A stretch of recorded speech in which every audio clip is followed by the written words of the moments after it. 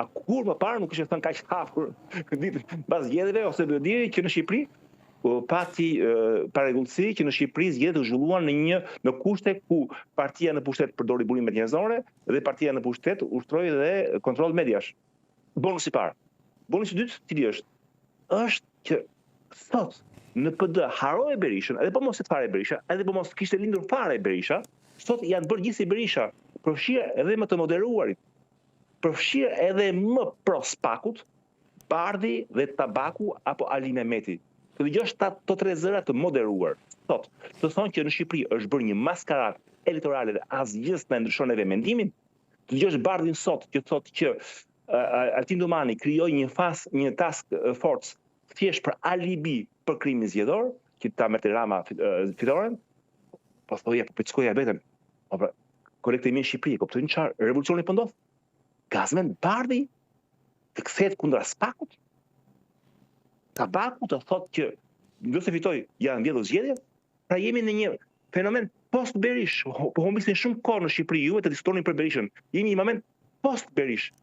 Të gjithë sot në PD janë unanim. Nuk po si ke zburimi, po them mirë apo keq, ë? Unë thjesht po konstatoj sot që të gjithë sot në PD janë të gjithë unanim në konstatimin se vjedhet kanë qenë një maskaradë. Është një moment shumë i rëndësishëm, sepse si do bësh ti në Shqipëri avancimin e dosjes europiane, kur ti ke 35% të deputetëve, që nuk është gjë e pakë 35%. 35% ka merë si në Gjermani krijoi qeveri. 35% pra janë të bindur që çfarë do të bësh ti atyre, janë të bindur si një sekt që zgjedhjet janë vjedhur. Si mund ta mbash 4 vjet Shqipërinë nga ana politike në këtë mënyrë? Duhet një konsensus. Plus që kjo PS i hedh më tepër benzinë zjarrit, kur çon pash për shembull në parlament pardje ndërhyrjen e Talon Ballës. Po nuk është ndërhyrje, e krahasoja këtu në Perëndim. Dhe në Perëndim ndodhi që partia në fuqi, majoranca akuzohet se zgjedhjet ka patur parregullësira. Po kur nuk do reagonte majoranca në një vend perëndimor, siç reagoi Talon Ballës që Rama në Shqipëri. Talon Balla çfarë tha? Humbës. O humbës të kinj, i talte, i vërteti i përçmonte. Në më të thoshte, shikoni, jemi në një shtet ligjor, ne kemi fituar, kemi ndihmë se fituar, ju keni drejtën tuaj të bëni kontestime, të presim përfundimin e kontestimeve. Kjo është gjua e shtetit drejtës. Jo nga njëra palë që thotë që bëjë zgjedhjet e para, dhe nga partia që thotë ikin humbët të qelbur, të humbët. Kjo mua më frikson që në Shqipëri nuk mund të gjejë një konsensus politik edhe po mos të jetë Berisha. Pra aty nuk të shqetëson fare debati që është për qëndrimin apo jo të Berishës në krye të kupolës drejtuese të Partisë Demokratike? Fare. Është një debat që është thjesht pa sens edhe humbje kohë. Është humbje kohë. Në qasjen tënde dhe